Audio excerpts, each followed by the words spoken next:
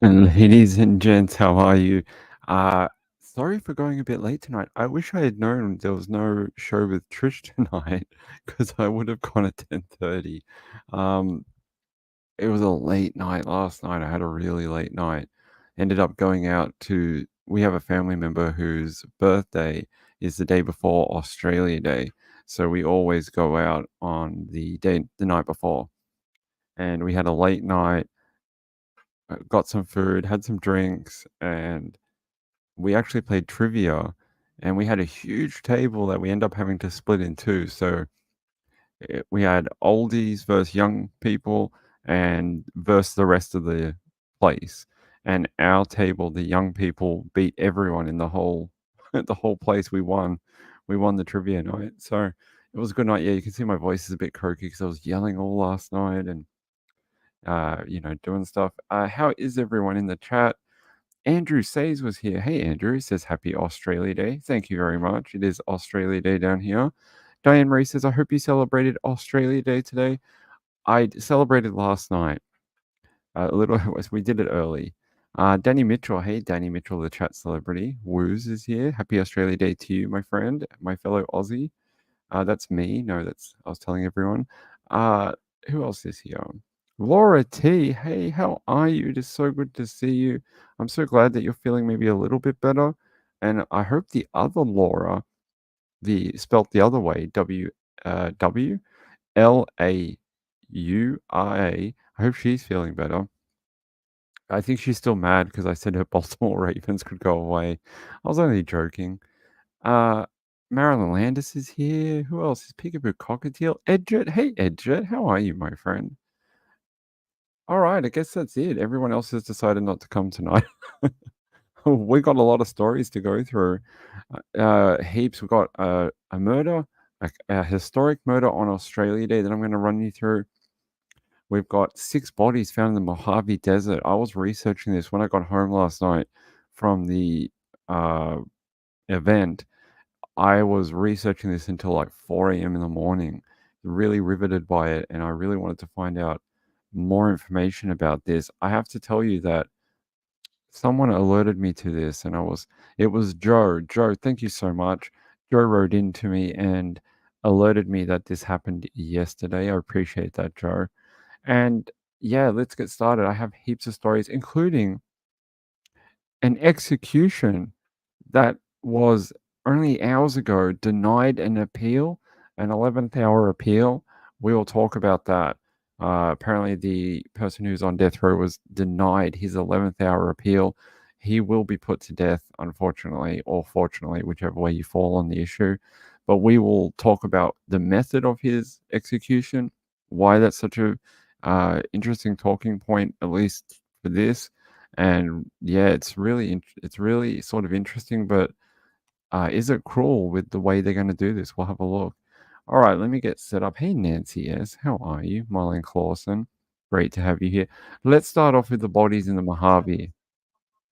Let's start off with that one because it is the big story out of California at the moment. It really is. I don't know what this is. I was trying to figure out like, is this a drug deal? Is this cartel?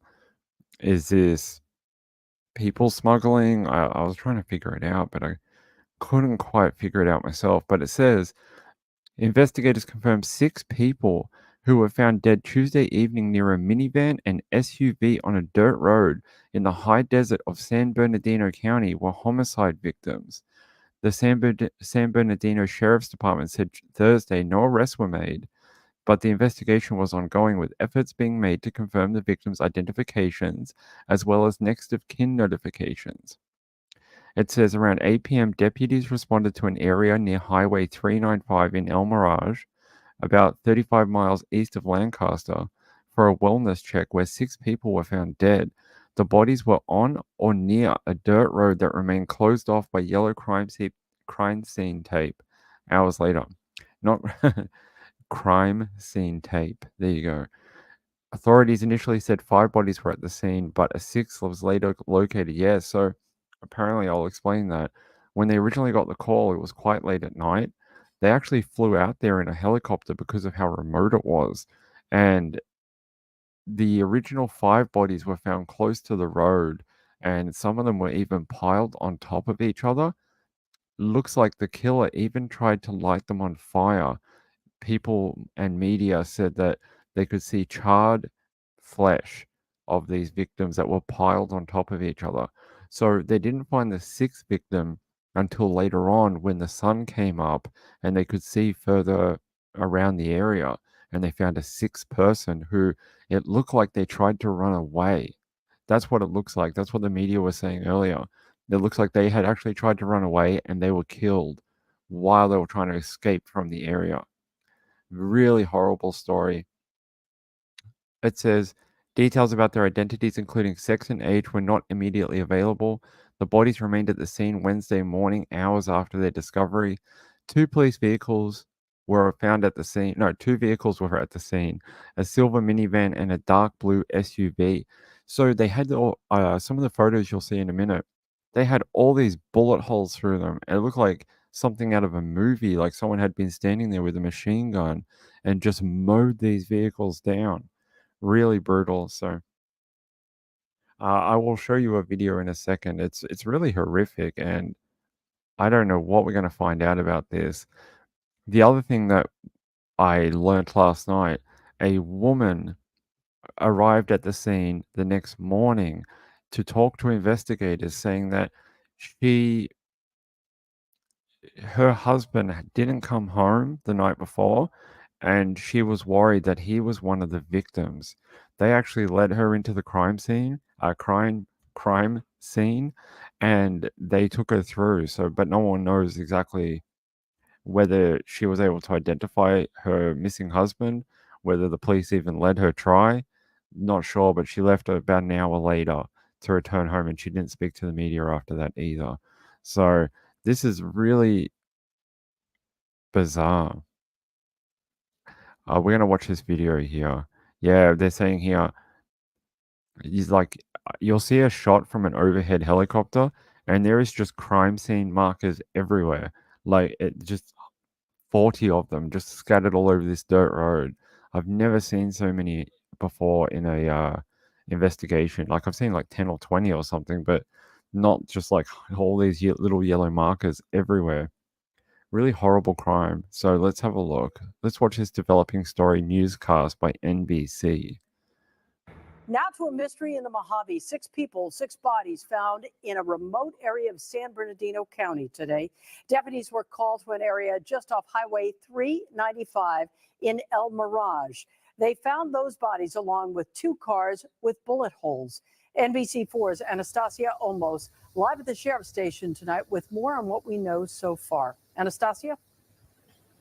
Colleen, we still do not know the identity of these 6 victims, but earlier this afternoon, we did speak with a woman who said that she knows the family of one of the victims. She'd come out to talk with detectives, and afterwards, she told us that they weren't able to quickly identify these people because none of them had IDs on them. Now, tonight, I spoke with several community members who live in the surrounding area, and all of them told me that the news of these murders was not surprising.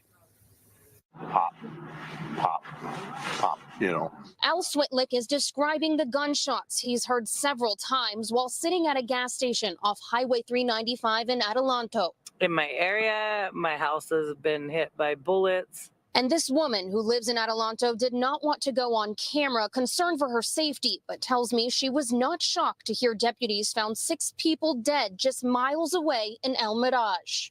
Bodies are found out here and people are shot, and we never have any closure on what happened or if they solved it. Several communities surround the rural area where San Bernardino detectives found 5 victims dead Tuesday night and a 6th victim Wednesday morning. The crime scene, including an SUV and a minivan, riddled with bullets. Wednesday, the sheriff's department could not say how the 6 died or who they are. We have not confirmed the sex or the age of any of the deceased at this point. The remote desert location may present challenges for investigators, but NBC4 law enforcement analyst Dr. Errol Suthers tells us detectives will try to find any possible surveillance. They'll be trying to look at cameras that probably led to that location. It's extremely remote. Was this some kind of execution? Is it drug related? With no arrest or identified killers by tonight, people who live in rural San Bernardino County hope these murders cast a public spotlight on crime. But there's a lot of drugs going on, and that's the biggest thing in the gangs. The sheriff's department vowing to seek justice for the victims. Our investigators will continue to do their best to wrap this up quickly and get all the information possible to bring justice to those folks out there. We will continue to follow this and bring you any updates as we learn more. Reporting live in Adelanto tonight, I'm Anastasia Olmos, NBC4 News.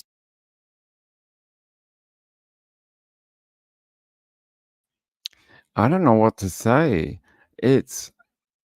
Someone said it's like something out of Breaking Bad. It really is, right? Meeting at the crossroads, and then someone is there with a gun and just sprays these cars with bullets. I mean, the fact they didn't have ID is really weird too. The fact none of the people, did they take their wallets to avoid identification of the victims? That's what I was wondering. When they were killed, did they go through their pockets and take all their wallets and IDs so it would delay the identification so they had more time to escape? Or I don't know. I really don't. I'm not sure. Marilyn Landis is saying this is beyond crazy. I think it's beyond crazy too. The fact that someone was able to do this, not get caught, just leave them sitting there for at least, I don't know, 12 hours or more maybe. I mean, I don't know. There was a press conference from I think this is the PIO or officer for their sheriff's department. Who is it? Yes, Maria Rodriguez, Public Information Officer for the San Bernardino County Sheriff's Department. One of the things I thought was weird, what she said, we will try wrap this up quickly. I know that's the aim, is to get investigations done as quickly, but wouldn't the better thing to have said would be, we're just going to make sure we find everything and know everything of what happened here, not just, we're going to wrap this up as quickly as we can. It's almost like, hey, we're just going to sweep this under the rug and hope that no one comes and asks us any more questions about why there were 6 people dead in the desert. I mean, I don't know, it struck me as a weird thing to say. Maybe that's just how she speaks. I am tired. I'm tired, Harley. I was out all last night, so maybe I'm a little groggy than what I should be. Don't have a cold. I was just I was out at a celebration last night, and it went very late, and we were screaming all night. We played trivia until about, I don't know, midnight, and our table won. So we were always like screaming stuff and yelling like, "Yeah, we won!" And I don't know, my voice is a little, a little worse for wear today. Yeah, we partied last night. Yeah, I think they have an idea who it was. You reckon, James? Apparently, and I have an update for you. An update that happened only a couple of hours ago. Hold on. Let me grab this update if I can find it. I might have to research it. Hold on. There was an update a few hours ago from the sheriff's department here. I will show you if I can get to it. Okay. This was their update for today. They're basically saying then they don't expect a press conference until next week. Originally, they said we would get a press conference today, but now they're saying there won't be anything until next week. And they're saying they are pending positive identification and next of kin notification for all the victims. So they're saying it'll be at least a week. That's a long time. I would have thought we would have got more. It says here, the investigation into the homicide of 6 people in El Mirage is continuing. Currently, no updates are available for release.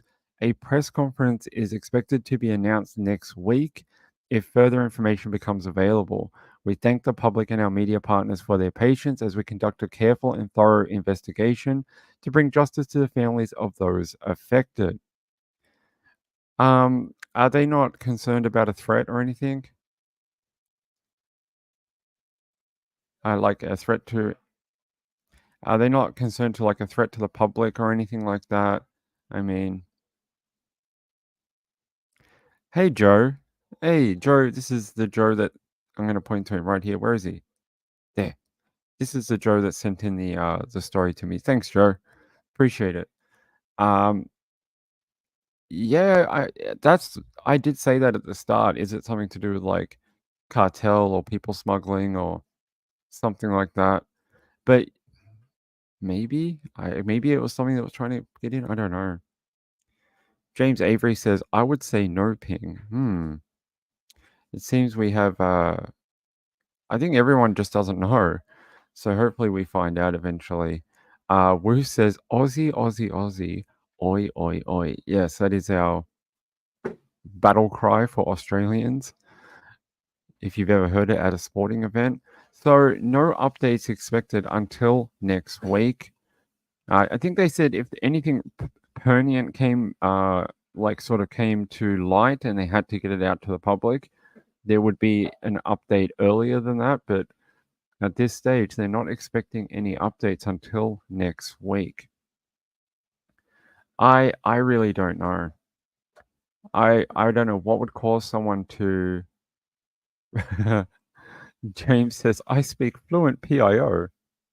That is very funny. Good work, James. You got a laugh out of me. Yeah. Here, I want to show you this. Like, this is what it looks like.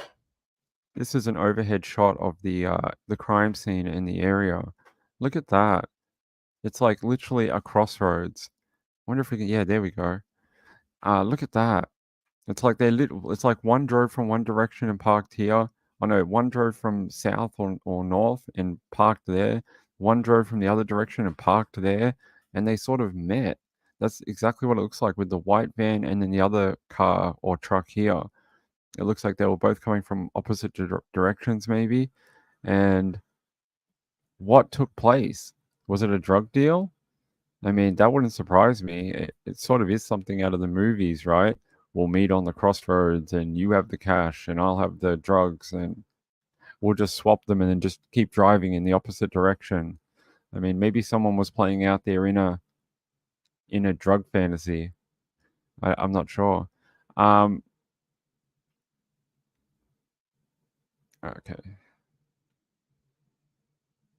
X marks the spot. Yes. What's a PIO? PIO is the information officer for the police.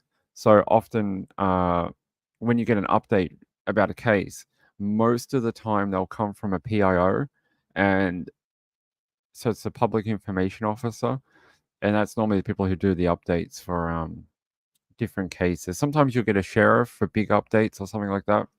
No Miss Trisha tonight. Apparently not. I didn't even know. She didn't message me. Normally she does. Either I hear from her or Stacy, but I didn't hear from either of them tonight. Maybe they just didn't get in touch with me yet. Sometimes she'll contact me about an hour before showtime. So that's the other question. Thank you, Laura T. Someone called it in. Someone asked for a welfare check on those cars, and they're not releasing any information about who called in that welfare check. They're not saying who did that. So was that person involved? Was that person just like didn't want their body sitting out there or Cheryl Huffman, yes, you are a local to this area, aren't you, Cheryl? Cheryl says drug related, I know the area. Cheryl, you don't live too far away from here, right? About 40 minutes away? Is that I don't want to give out your location, but it's about 40 something minutes or something like that. Maybe I'm a little off, but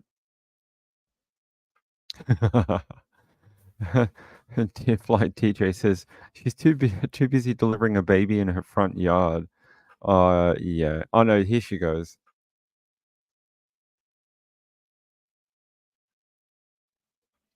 Oh, okay. Tish just said she just emailed me then saying that she's not doing a show tonight. See, I told you, she always gets in touch with me about an hour before her show time.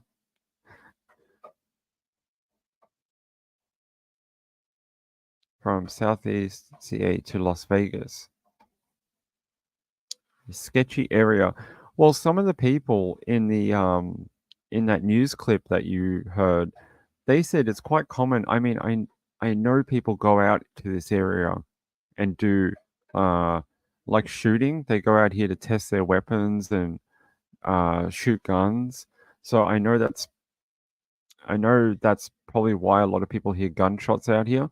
But did you hear that one lady? She said there's always bodies found out here, and we never get any closure. Every time they find a body, we never find out why or how they got there.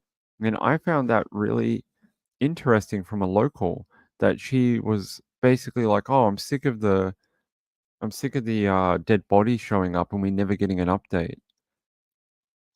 Hey, hey, how are you? Good to see you. How are you? Good to see you, Sleuth Mum. Haven't seen you in a while. Happy to have you here. Um, Hopefully we get an update. I'm hoping before next week. Maybe they're just saying that so it takes the pressure off the department. That's what I'm wondering if that's what that's about. If they tell everyone not to expect something until next week, people will stop kind of pressuring them. And then if they have something earlier than next week, then they can do a press conference, I don't know, Monday morning or something, which is still next week, but it's a little quicker. I want to show you this. This video has a little bit more. Is it this one? Hold on. There was one that had a bit more in the crime scene, and I wanted to show you here. This is from Fox 11 Los Angeles. If you would like to, I will leave a link after the show. When I pinch these videos, I always try and link back to them as best I can, so that they get the click too. People like to watch afterwards, and it makes the YouTube world go round. So many questions that are left unanswered tonight. What led up to these deaths? Who was the person who initially found the scene and alerted sheriff's deputies? And who were the victims? Essentially, what happened in that remote area of the Mojave Desert? A bullet-riddled SUV with blown-out windows and Oregon license plates is towed away. A silver car from California trailing behind it. Both found near a horrific scene of carnage in the remote area of El Mirage. As the investigation continued early this morning, There's that scene I wanted to show you here. Let's go back a little bit. Look at all those evidence markers. Look at them all. Just everywhere. Everywhere and anywhere you can think of, there's little yellow triangles. They're all the way over here. They're over here. There's red ones here. I think they're little red ones here. Yellow ones everywhere. There's maybe purple ones here. Maybe they indicate tire tracks or direction or something. I'm not sure. There's something we're true crime, right? We can talk about gross things, yeah? I don't know if you guys can see it, but behind this police person here, I don't know if this is a man or a woman, so I will say police person. There's a drag mark. I'm guessing that's what it is. Can you see here? There's something here, and then it leads all the way to the pile of bodies here. That is very gruesome. It just shows you how crazy this scene is. So apparently there's a few bodies here piled on top of each other, probably dragged out of this car, and then there's more dead people here. But that definitely looks like some sort of drag mark. That's very gruesome. All right, let's keep going. I don't want to listen to her again.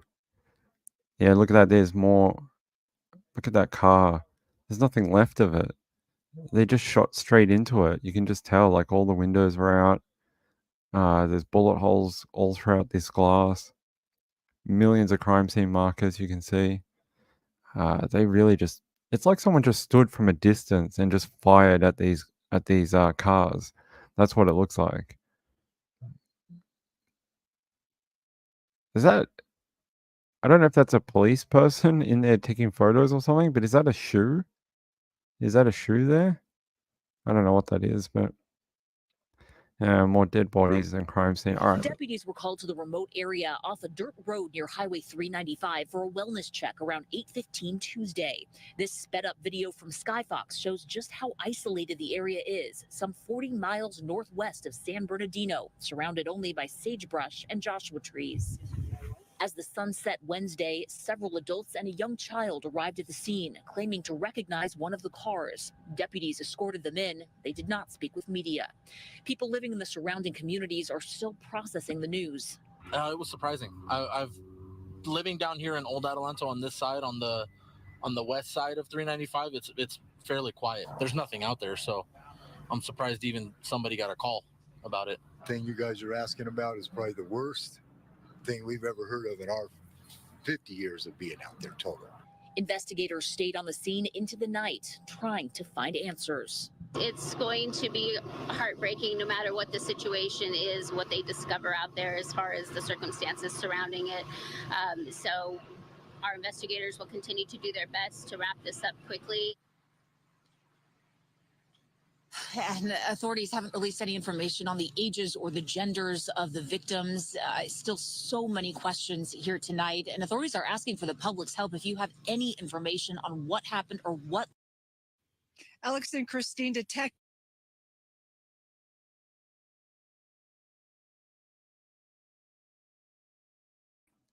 I just wanted to look at this one quickly. I'm not going to play the whole thing. I just wanted to look at, there was a shot they had, and I wanted to see more about that car. Look at that. Yeah. Bullet holes all throughout this window. Where is that shot they had? Yeah.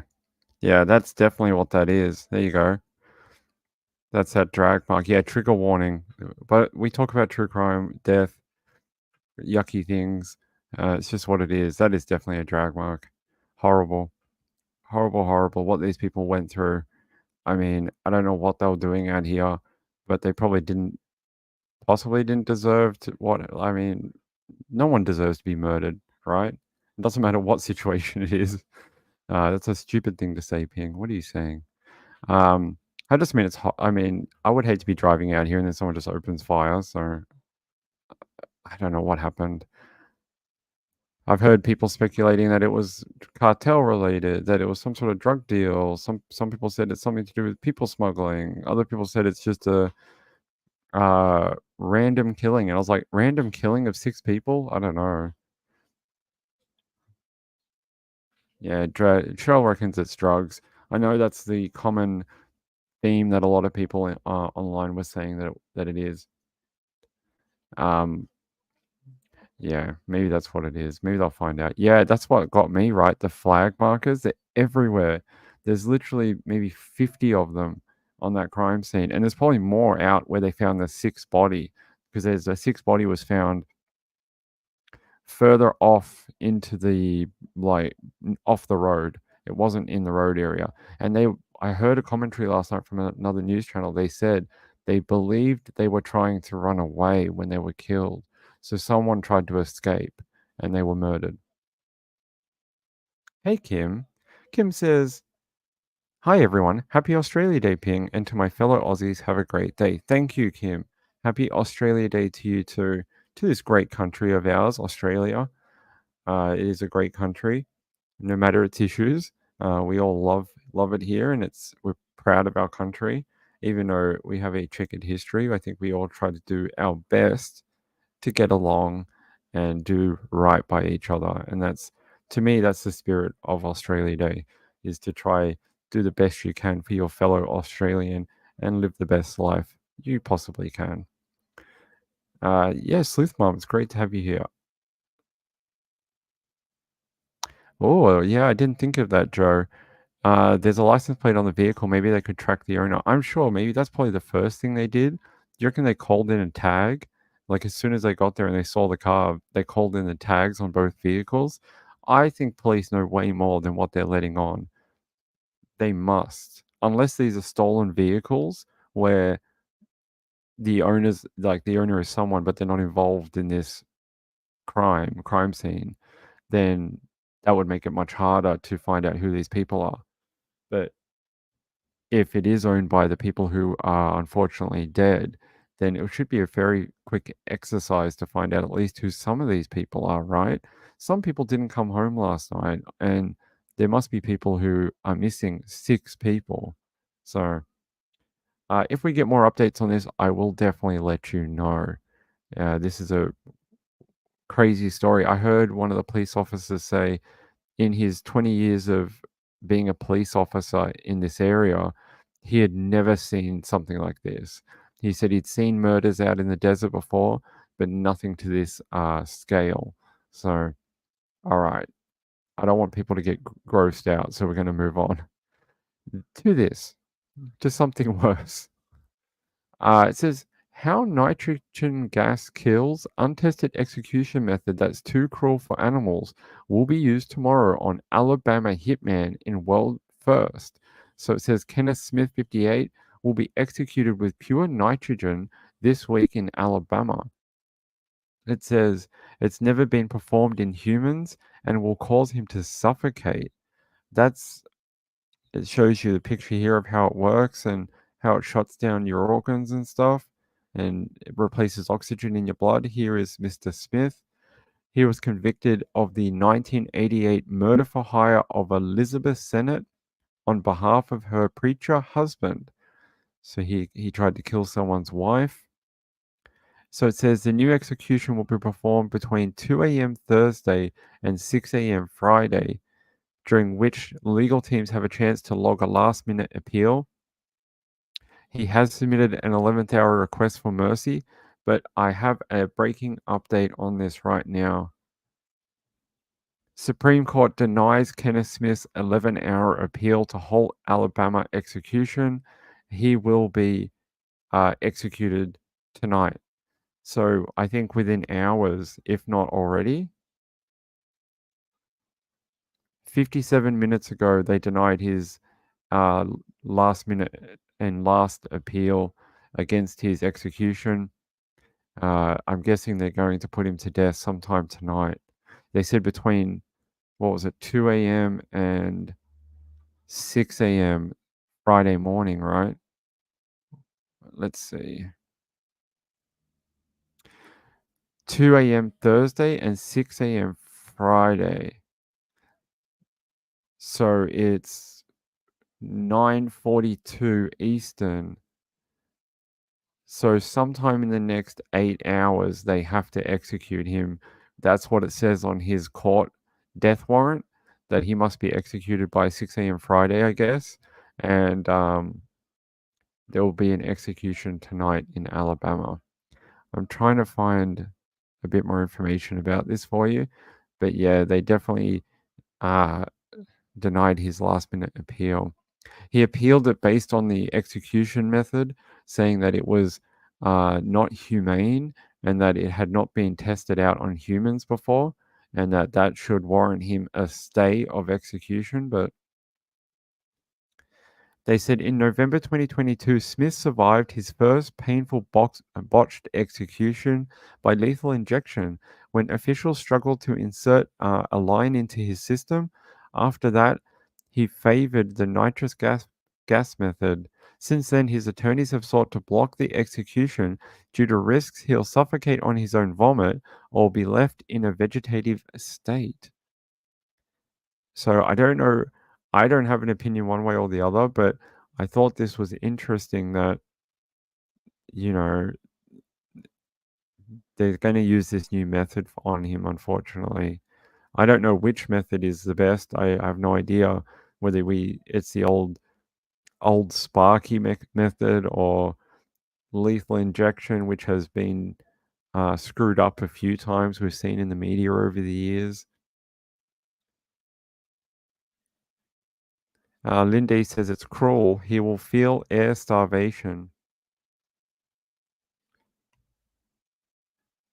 Sleuth Mom says he officially gets to be the first test. Sounds like, yeah, it does sound like. I'm sorry to hear you've been having a hard time, Sleuth Mom. I hope, are you still doing regular shows and stuff like that? I hope you are. You do some great work. I liked a lot of your shows that you were doing Oh, Woos just sent you an email on it. Okay, thank you. Let me have a look. Oh, they put him to death already. They already did? Let's have a look. I'll see what the link says. I would have thought this thing had an update if they killed him already. Hold on. This particular news source, The Independent, has been running live updates all evening on it. It says Alabama governor says Smith can finally be put to rest in a statement following Kenneth Smith's execution. Oh, they did execute him already. They 7 minutes ago. Kenneth Smith put to death using nitrogen gas in first of the kind execution. There you go. So just a few minutes ago. He has been executed with nitrogen gas. It marks the first time the US has used the method to put an individual to death and has brought debate over capital punishment in the US back into the spotlight. Alabama state officials said the method would be humane, but critics called it cruel and experimental. Officials said Smith, 58, was pronounced dead at 8:52 p.m. at an Alabama prison after breathing pure nitrogen gas through a face mask to cause oxygen deprivation. So that was 8:52. That was only about an hour ago that they did it. So he was guilty of he was a hitman for hire. A pastor hired him to kill his wife. Hey, Red Like Wine, how are you? Good to see you. That is a very fast update, right? He lost his appeal not that long ago, and then they instantly did it. They were like, "Oh, you lost your appeal? Okay, let's go. It's all over." He didn't even get. How long did he get? A few hours? That was it. Let's see. When was that update? At 1:44, an hour ago. Wait, 1:44? It's 1:44 now. So they did that and then put to death 9 minutes ago. Yeah, only 9 minutes ago, guys. It happened. We're just getting the update now. How horrible. I mean, you commit murder, and I guess this is the risk you take. And if you've run through all your appeals, all your evidence, I mean, I don't know. It doesn't happen here where I live. Not sure. But so I often try and say I don't have an opinion because the country I live in doesn't do it. Therefore, it's not right of me to have an opinion because it doesn't affect me day-to-day life, if that makes sense. I don't live in America where that's a risk if I committed murder. So I let my American friends have the opinion on this because it's their legal system and it's their punishments. So is Woo's partying too for Australia Day? Maybe she is. Hey, Seal. Hey, how are you? Happy to have you here. Yeah, a pastor. So a pastor hired him to kill his wife. And yes. Hey, Shelley. Hey, how are you? Good to see you. I'm just going to take a 1-second break, but I'm going to see if I can find some more information on what the story about his crime. I'm going to find more information about what he did.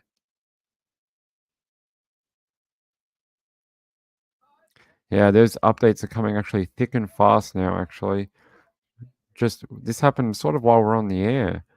Alabama executes Kenneth Smith using untested method of nitrogen gas.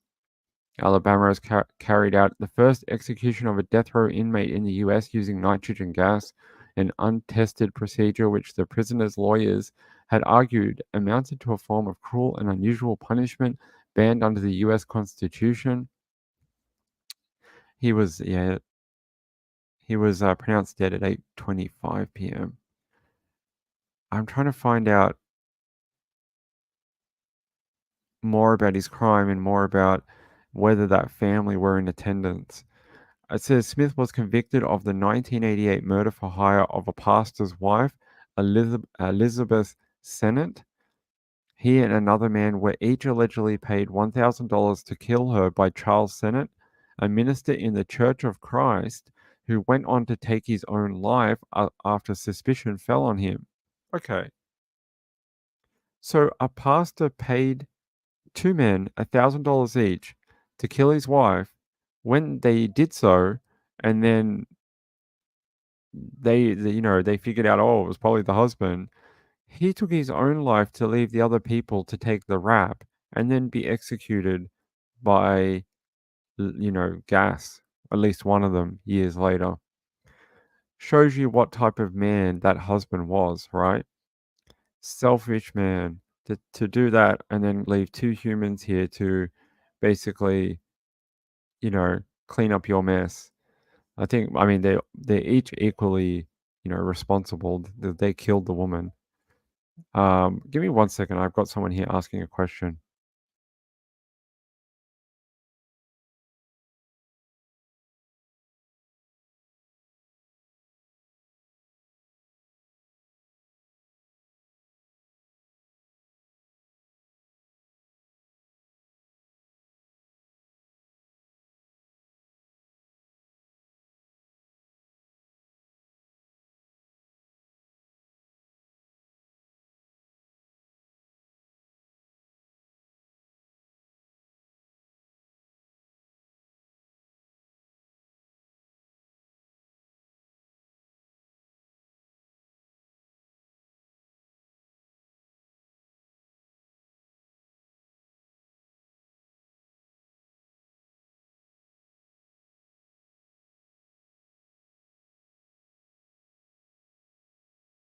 Yes, 1988. Sorry about that.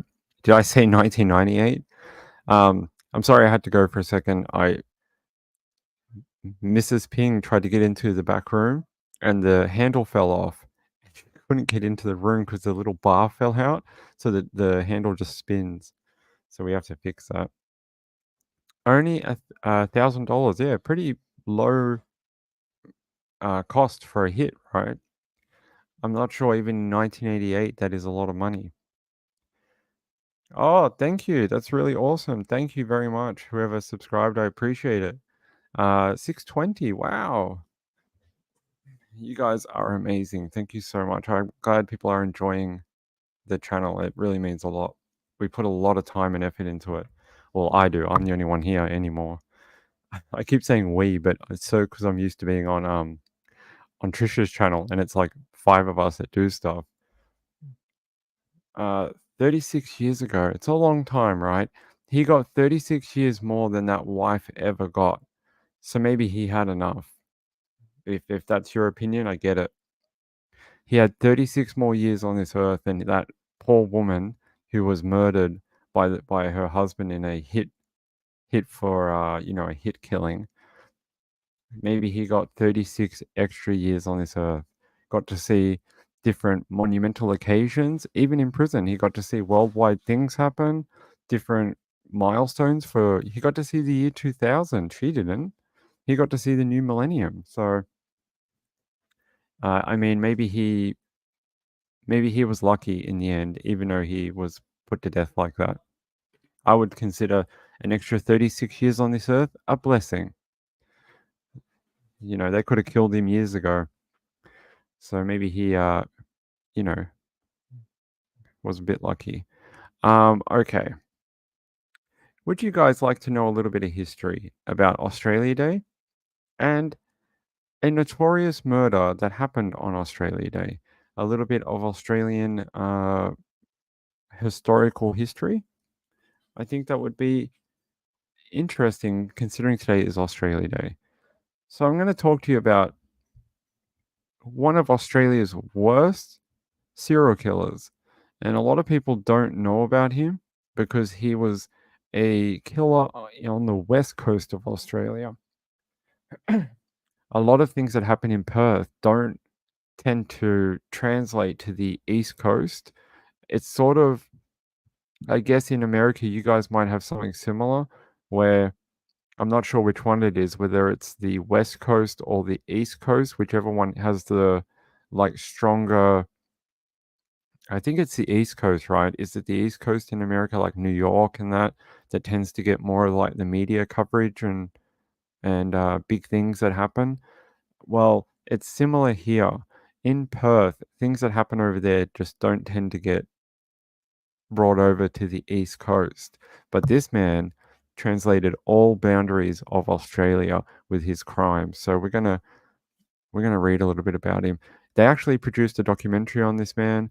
I actually talked about it, I think maybe last year. So maybe some people will know about this guy. His name is Eric Edgar Cook. Now, I'm going to show you this. He was nicknamed the Nightcaller and later the Netherlands Monster, and was an Australian serial killer who terrorized the city of Perth, Western Australia from September 1958 to August 1963. Cook committed at least 20 violent crimes, 8 of which resulted in deaths. He was a real, you know, just tornado of violence and bad things. It says Eric Edgar Cook was born in 1931 in Victoria Park, a suburb of Perth, Western Australia, and was the eldest of 3 siblings. He was born into an unhappy and violent family. His parents married solely because his mother, Christine, was pregnant with him. His alcoholic father, Vivian Cook, beat the boy frequently, especially when the boy tried to protect his mother. Christine would fall asleep in the staff room at her job in the Como Hotel to avoid going home and being beaten by Vivian. So he had a really rough background. He didn't have a very happy home life, and maybe that contributed to the type of person he became. I'm sure there's a lot of psychological evidence that people would say, yes, that's probably why he became so violent himself, because that's all he ever knew. It says, starting at 17, Cook spent his nights involved in petty crimes, vandalism, and arson. He would later serve 18 months in jail for burning down a church after he was rejected from a choir audition. During his later teenage years, Cook would sneak into homes and steal whatever he could find that was valuable. These crimes escalated to damaging clothing and furniture in acts of vengeance. He would cut out newspaper accounts of his crimes to impress his acquaintances in an attempt to gain friends. It says, on the 12th of March 1949, police finally caught up with Cook and found evidence at his grandmother's house where he was living. Cook's fingerprints matched those found in other open cases. On May 24th, 1949, Cook was sentenced to 3 years in prison after being arrested for arson and vandalism. He was convicted of 2 charges of stealing, 7 of breaking and entering, and 4 of arson. He later he left many fingerprints and easy clues for detectives, which would teach him to be more careful in his future crimes. I think a lot of criminals, that happens to them, right? So they start off with these kind of smaller crimes. They get caught a couple of times. They learn from being arrested how they got arrested. So in the future, they're like, "Oh, let me change my operating method, and then I won't get caught as easily." And it says here, in his adulthood, Cook was described as a short, slight man with dark, wavy hair and a twisted mouth. At the age of 21, Cook joined the regular Australian Army, but was discharged 3 months later after it was discovered that before enlistment, he had a juvenile criminal record. During his training, he was quickly promoted to Lance Corporal and was taught to handle firearms. Oh, that's, you know, interesting. And so we'll jump down to his murder spree. It says, Cook's 4-year killing spree involved a series of seemingly unrelated hit and runs, stabbings, strangulations, and shootings. Victims were shot with different rifles, stabbed with knives and scissors, hit with cars, and beaten with an axe. Several were killed after waking up as Cook was robbing their homes.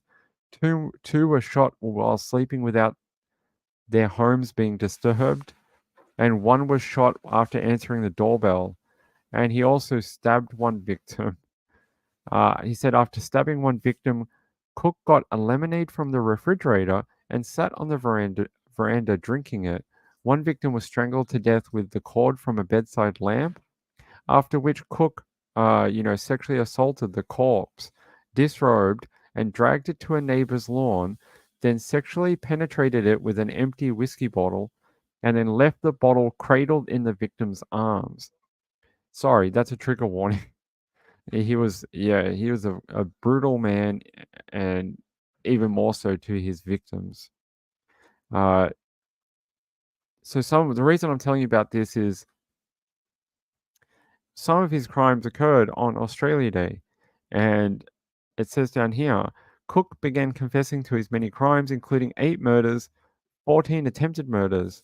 He was convicted on a charge of murdering Sturkey, one of his victims, one of Cook's 5 Australia Day shooting victims. So we'll talk about that in a second. I will find that Australia Day's bit. Give me 1 second. It's not here. He escalated very quickly from petty crime to real brutal ways of torturing and murdering his victims. I'm just going to pull up his Australia Day rap sheet. Hold on. Because it's weird. It used to be in here. Like they had a rundown of it, and now it's not here. Hold on.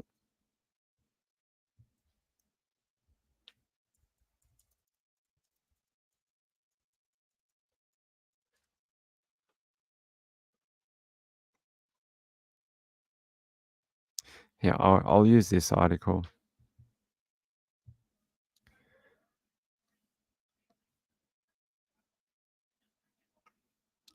Hold on. John Button, for the record, wants. Let me find the bit down here about Australia Day.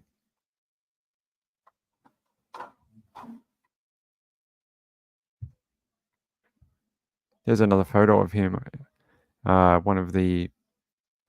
You can see what they mean. He looked like a surly type man. And there's him showing cops where he hit someone with a car. Let me see.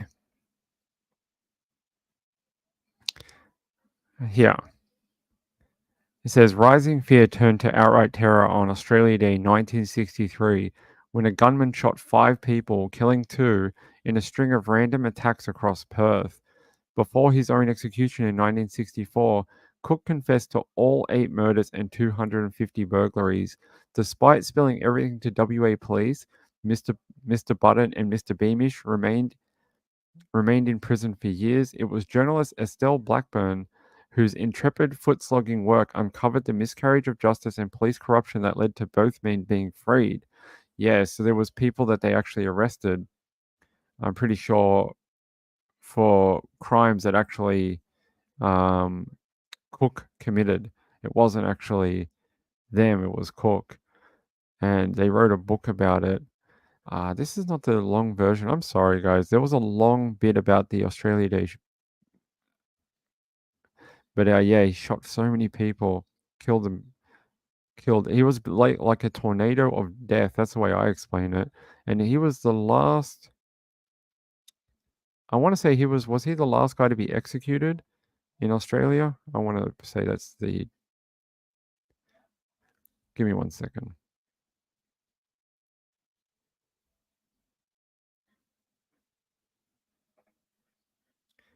A bad seed. Yes, he is. You never heard of this guy, Penguin, really? I really can't believe you would never have heard of it. I want to tell you guys, there is a way you can actually find out all you'd want to know about this, and I think it is a good one if you're into crime stories from around the world. There was a 4-part true crime series on Stan. Now, Stan's a weird, sort of like, in America, they have that video service called Crave.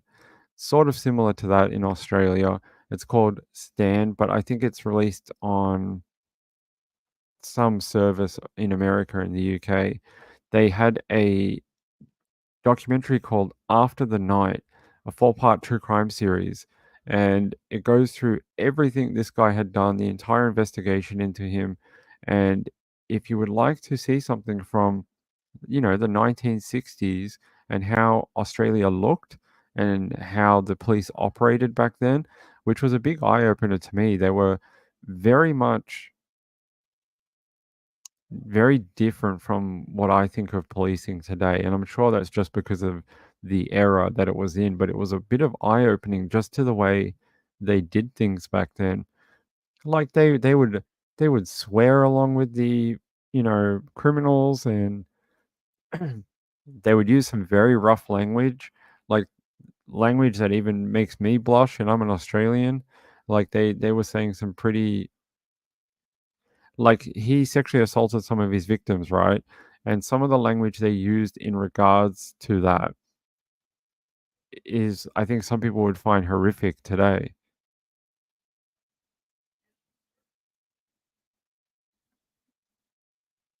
So I'll show you how it's spelled. It's got no D at the end. It's Stan, like this.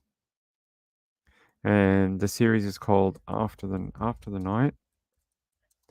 But it's basically taking part after his shooting deaths, I'm pretty sure, after the Australia Day shootings. So he shot a whole bunch of people. There's how you spell this series. Probably offensive.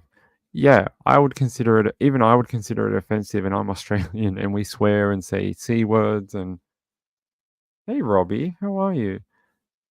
All right, hold on. I want to find more information about his Australia Day thing, because it is Australia Day today. I thought that Wiki had it, but I must be wrong.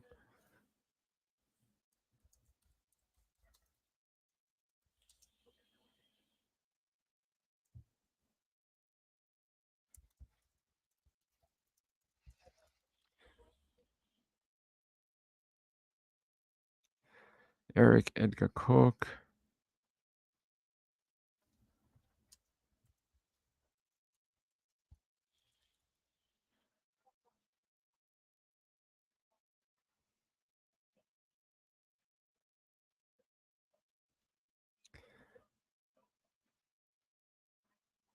Yeah, I wonder if I can get into this link. Yes, I can.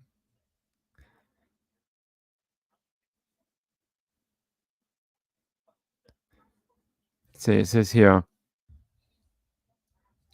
on Australia Day 1963, Cook prowled the streets at night and shot 5 people, killing 3. He had stolen a rifle the night before from a South Perth house. The shootings began at 2:40 a.m. at the beachside suburb of Cotslow, when a middle-aged couple saw a man lurking across the road of their parked car near the beach. The man yelled at him to clear off and reportedly threw a beer bottle. There's some investigative photos from back in the day. The woman told police that she saw the prowler raise a .22 rifle and take aim from around 12 meters away. The woman shoved her companion's head down, and a bullet went through her hand and through his neck. He managed to drive to Fremantle Hospital for help. Cook then stalked his way to the flat of Brian Weir, a 29-year-old accountant who was sleeping with his head facing the open veranda door. Cook took aim and shot Mr. Weir, who was operated on by brain surgeons for more than 6 hours. A fit lifesaver, Mr. Weir was left permanently disabled. Retired grocer George Walmsley, 55, was shot in the head as he answered the door to Cook.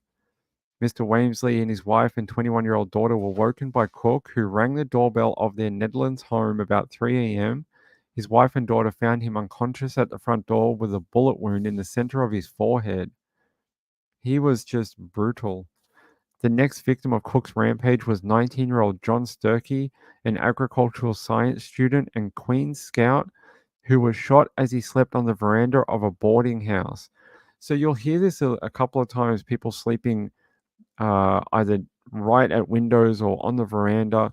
And some of our older people in chat who are a little older than me will know that in those days, people freely slept, with open doors, open windows. Some people slept in sunrooms when it was hot in summer. Things that most people wouldn't do today due to safety fears.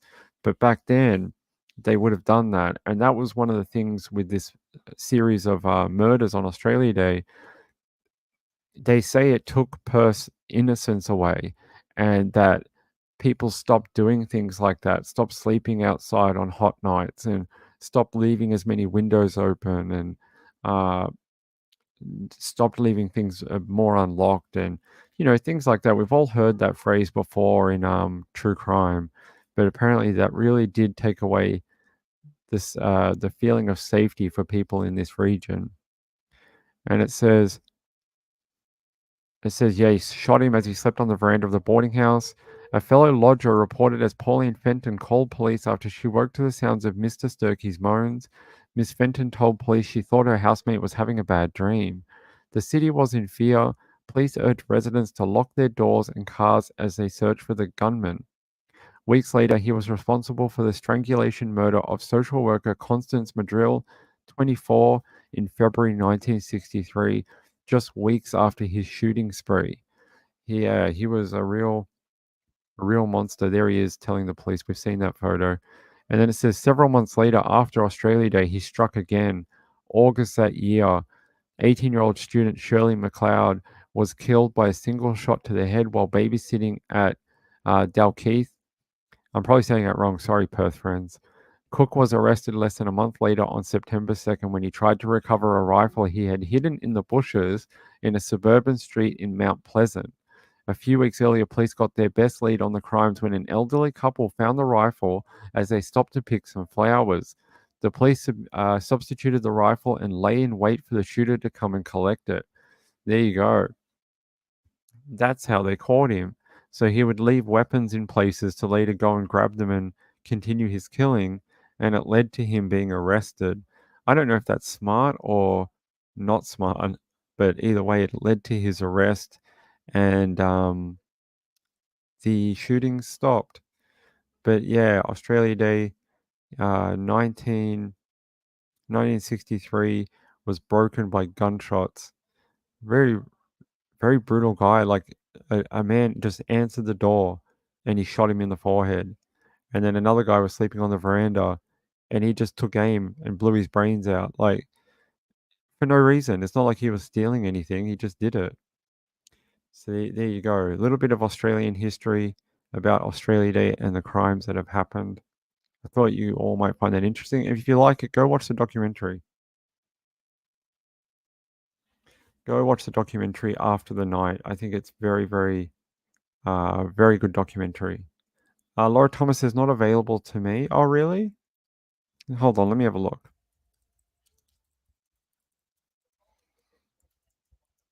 Let me see if I can find it in the USA. Apparently, it's available on Apple TV. If you have Apple TV, it is available. I can give you a link. Hold on.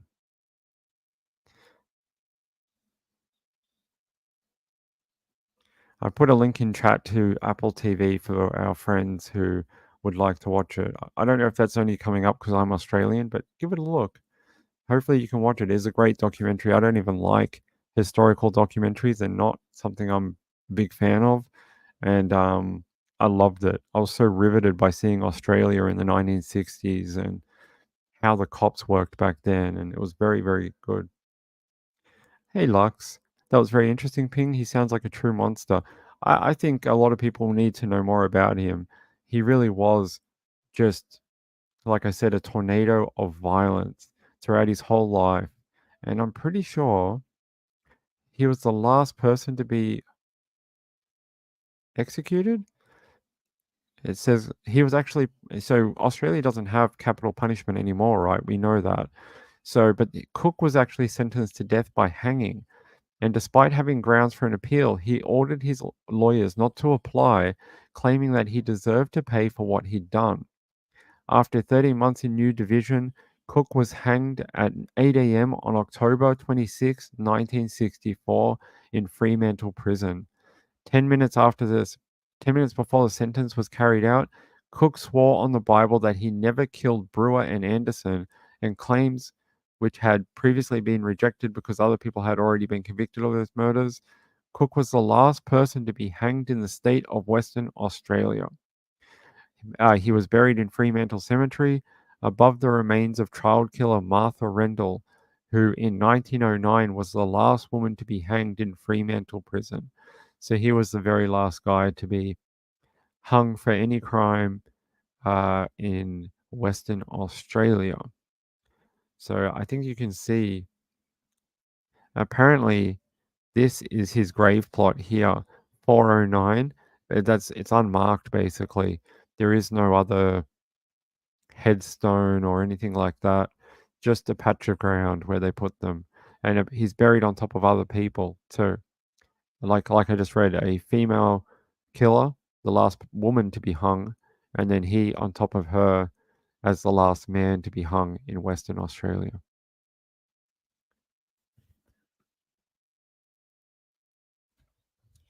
Okay, there you go. So that's interesting. A different capital punishment. I thought people would be interested to know that we do have, or at one time did have, capital punishment here in Australia. Oh, Penguin said there was an American serial killer who hid weapons a year or more in advance of some of his killings. I'm not sure. Was it the sniper? The Washington sniper? Is that who it was? Yes, on top of people, on top of a woman. Yeah, so they give them basically a pauper's funeral and just dump them in a hole in the ground. They don't get anything special. They get a last rites read, and that's it. That's all. That's it. All right, give me 1 second, people, and we're going to get back to some American true crime.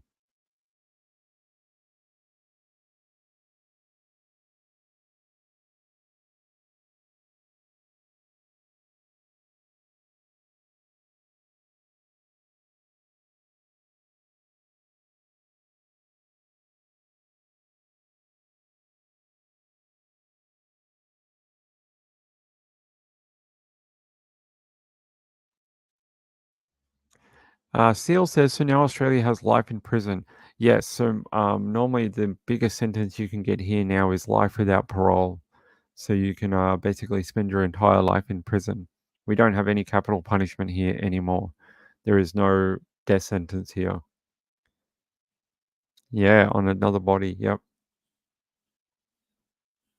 No, they get, like I said, they get a last rites, but that's all they get. Nothing else. 1, 2, 3. Yep.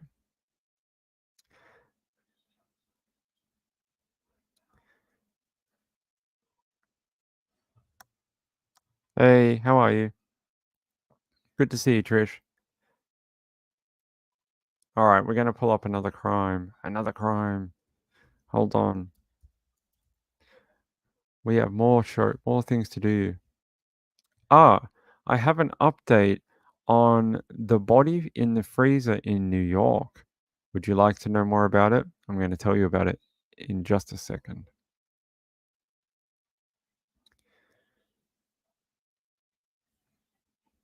Apparently, we said the other day that rumors were that it was a drug dealer. It seems to be that is true. It says, couple kept chopped up body of NYC drug dealer in fridge for 4 months as neighbors say everybody in the building knew it. It says a missing Brooklyn drug dealer whose dismembered body was stashed in a Flatbush fridge for 4 months after a fight over drugs was a registered sex offender who had a string of child molestation busts on his rap sheet. Keyshawn Gelzer, 39, who has been on the state sex offender registry since he was convicted of molesting a 12-year-old boy in 2005, was reportedly killed inside the fourth floor apartment in September, chopped up, and stored in plastic bags inside one tenant's freezer. A neighbor, Dorothy Williams, said on Thursday everybody in the building knew it. Everybody knew he went in there and never came back out. We all talked about it. Well, I'm glad if you all talked about it, no one called police. Neighbors and sources confirmed that Gelzer was the man whose severed head and dismembered body was found inside the apartment on Monday. Records show that he has at least 5 other arrests on his rap sheet, including serving 2 years in a state prison on a first-degree sexual abuse conviction, which, before he was released... a first-degree sexual abuse conviction before he was released from an upstate prison in 2012. So it says Heather Steins, a woman living in the apartment, claimed to police that her jailed husband killed him in September, stuck his body parts inside the fridge after getting into a beef over drugs. There's a photo of him, of Kosheen Gelzer is the way, maybe there's another way of pronouncing it, but that's how I would. And there you go. There's a photo of him. That's the guy who met a very awful end to his life, being killed and then chopped up and put into a fridge. It says a makeshift memorial was set up in the lobby of the building with candles and photos. A tenant in the building said it's a terrible thing. He didn't deserve to die like that. Nobody deserves to die like that. You can see the ladies in the building. We're putting up pictures of him and writing stuff like, rest in peace and stuff like that. There's a photo of the accused killers, Heather Steins and her husband, Nicholas McGee, and they have not been charged for the body parts as of yet that were found in their fridge. There's police with evidence bags. That is a lot of evidence bags, and they're the big ones too. They're not those little ones; they're the huge ones. So we finally know who was in the fridge in New York. Yeah, so Seal, the other day, someone called in a tip to authorities that inside a fridge in New York was body parts. Police raided the apartment and found someone chopped up inside the fridge. And we talked about it a couple of nights ago, and now tonight we actually got a name of who that person was that was found deceased and dismembered.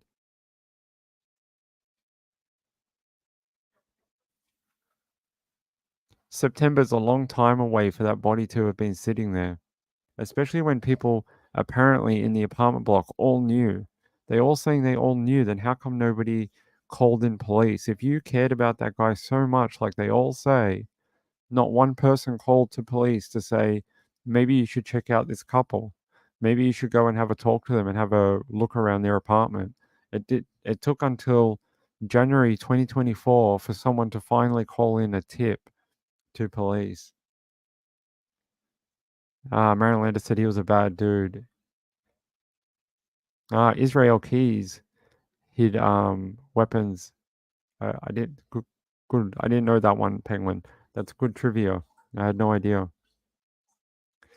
Yeah, no matter his life, no matter what he did, no matter his source of income, I guess he didn't deserve that fate. Although some people suggest that if you sexually abuse children, you deserve what you get. So I guess there's two sides of the coin there. Give me 1 second. I'm trying to find a video for you. One moment, please.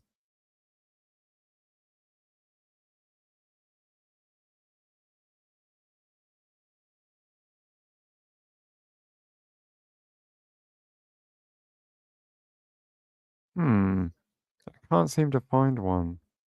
I was hoping we would be able to get one that would explain a bit more for us about who this guy is. And that one's not going to do it. Keyshawn Gilzer. All right, hold on.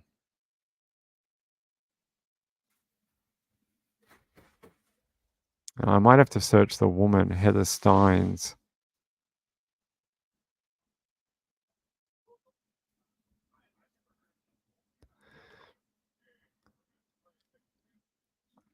Okay. So an update from Law and Crime 4 hours ago says, we have a head, we have some limbs. Wellness check leads to discovery of dismembered body in freezer. Woman's arrest. That was a woman, Heather Steins, right there. That was arrested. I'm just trying to see if there's any more information here that we could have a look at. For something so brutal, there's such little news airtime on it. Let's see if this will give us a video.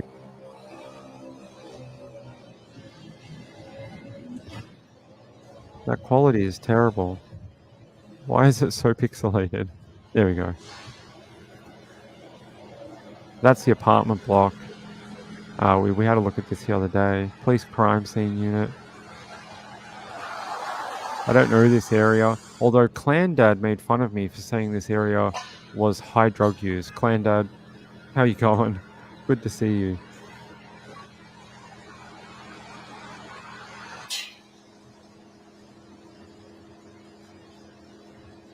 Yeah, I'm not sure how people are able to cut up a dead body and see their guts and, you know, organs, and I don't know.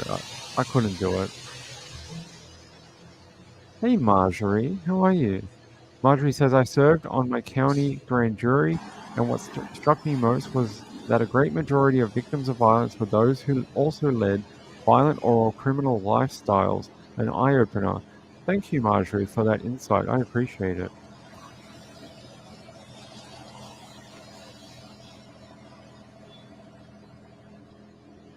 Yeah, I mean, his family still lost a person of that they loved, but he also lived a shitty life and had a lot of people who were victims of his life and people he victimized. So it goes a little both ways, doesn't it? That's it, though. I don't. It's weird. You would think that with such a gruesome crime that there would be so many more like news videos and stuff, but there just isn't. Let me just switch back to this one so I can get out of here. Yeah, well, at least we have a name now. That's good news. All right, let me just close down some of these links that we don't need anymore, so my screen doesn't go crazy. All right. Otherwise, my internet starts to slow down. All right. Okay.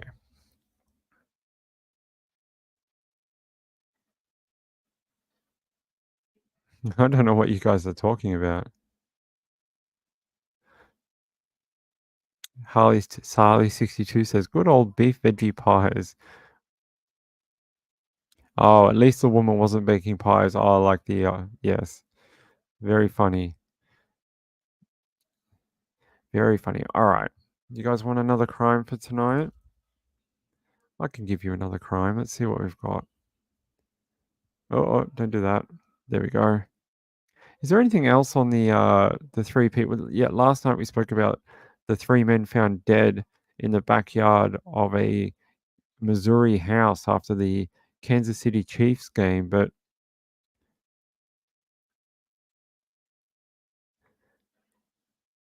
and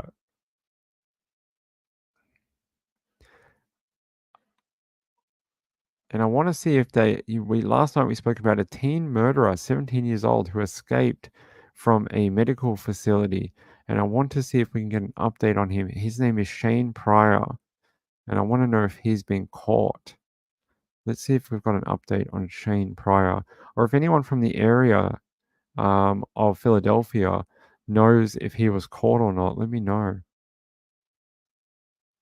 No, apparently he is still on the run. They're saying here, ABC News says that he's still on the run at this time. U.S. Marshals offering $5,000 reward We in are also dangerous. following the breaking headline out of Philadelphia at this hour. There is All an right. urgent hunt for a teenage murder suspect who broke free from authorities, seen going from building to building, trying to use the phone. He's considered very dangerous. He's on the run tonight. Here's ABC's Ariel Reshef. Tonight, the urgent hunt in Philadelphia for a young murder suspect considered dangerous. 17-year-old Shane Pryor was being held at the Juvenile Justice Center on charges of murder, conspiracy, and firearm offenses. Shortly before noon, authorities say he escaped from the emergency room parking lot at the Children's Hospital, where he was being escorted without shackles by prison staffers after injuring his hand. As the male was exiting that car, he was able to escape from staff and run from this area on foot. Police say Pryor has been spotted on surveillance video going into other medical buildings, asking to use the phone. He was last seen wearing a blue sweater and blue sweatpants.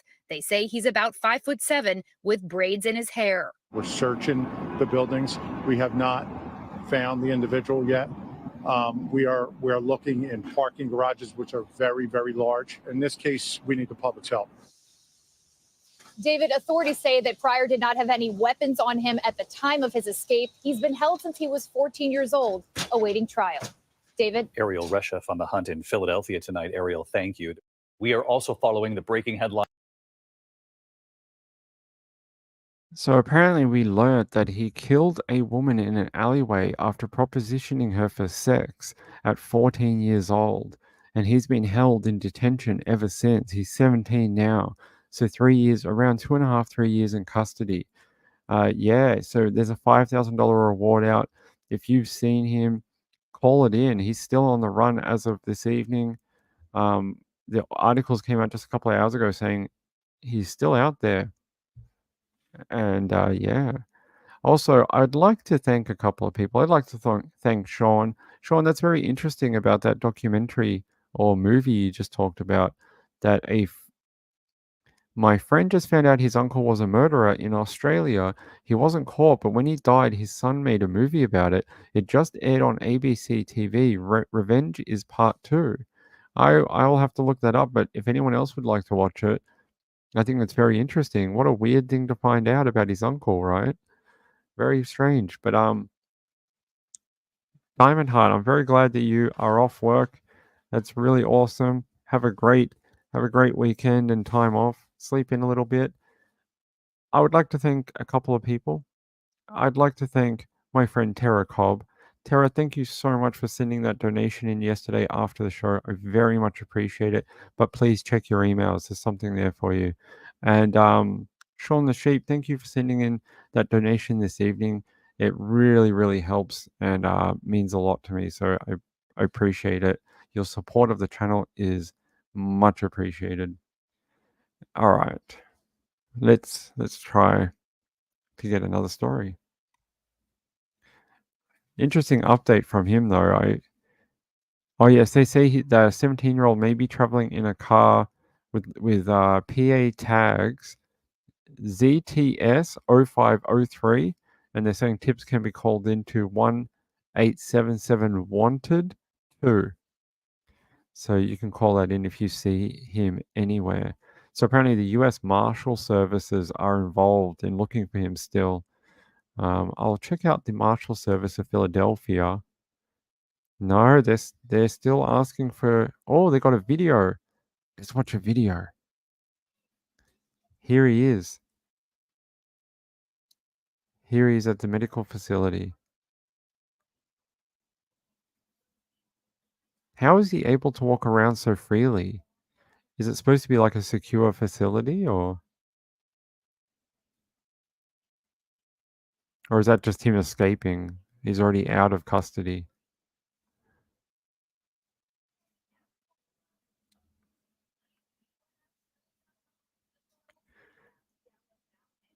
They really want to find him. There's like 10 different posts they put up just today. Very interesting. I hadn't seen that video before today. Let me switch back to this for a second, and then I'll see if we can find anything else about him. Lalo, what are you doing? You're gonna get people accusing me of doing that on stream. You gotta remember the microphone's on.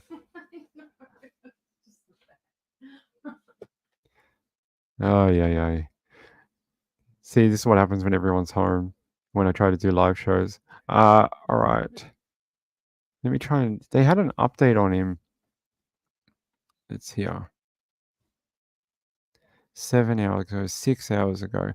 All right, 6 hours ago, they're still asking for offering rewards. $5,000 for info leading to the escapee Shane Pryor's arrest. The reward will be processed immediately upon arrest and remain anonymous. How can you remain anonymous and get a reward from them? I don't think you can. Not in the sense that most people would think. They cannot release your name as the person who gave the information for the arrest, but you won't be anonymous to the to to the marshals. You will not be anonymous.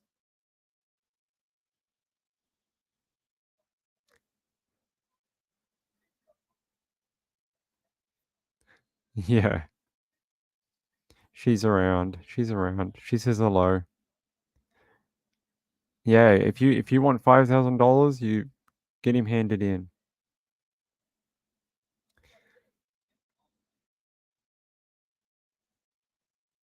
They let you dress up as a superhero? I have no idea. I have no idea. Okay. Interesting to see that he's still on the run, though. I thought he would have got caught really quickly, but apparently not. Apparently he's still out there. Oh, it's 2:35. We've got another 10 minutes or so. We'll stay on for a bit longer since we have no final time that we have to be off tonight. Normally we have to be off by 10:30, but tonight we don't have to. You know, we had a missing woman last week. I should look her up and see if she's still around. I mean, still around. Ping, what are you talking about? I mean, if she has been found. There was a missing woman. What was her name?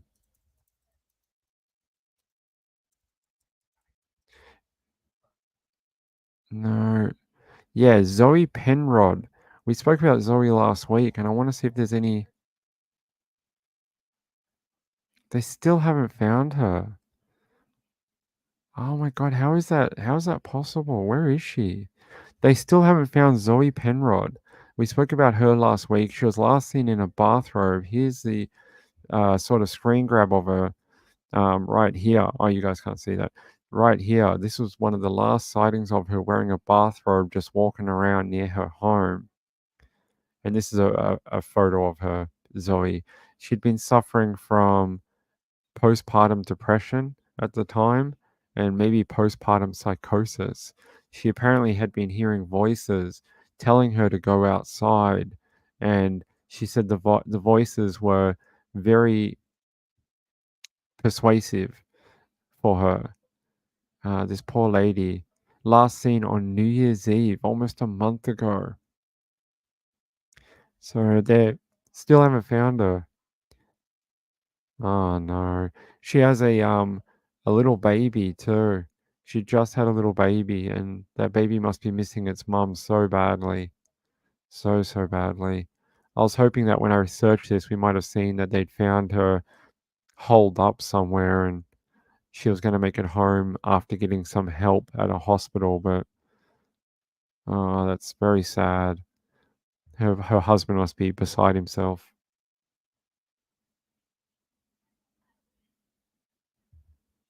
Peekaboo, hey my friend.